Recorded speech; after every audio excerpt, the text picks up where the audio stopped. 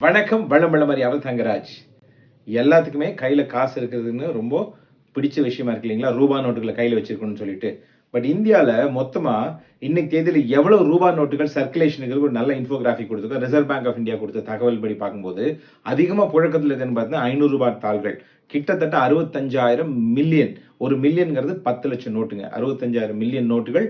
அதோட வேல்யூ எவ்வளவு தெரியுங்களா? இங்க போட்டிருக்கு பாருங்க. 32,00,000 கோடிகள் ரூபாய் இருக்கு.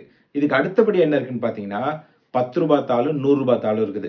கிட்டத்தட்ட 25,000 மில்லியன் ரூபாய் நோட்டுகள் பரிமாற்றத்தில் இருக்கு. அதுக்கு அடுத்தபடியா ரூ. 20 நோட்டுகள் இருக்குது. ஸோ இந்த மாதிரி நெறைய நோட்டுகள் நம்ம நாட்ல இன்னைக்கு ரிசர்வ் பேங்க் ஆஃப் இந்தியால பிரிண்ட் பண்ணப்பட்டு புழக்கத்தில் இருக்கிறது.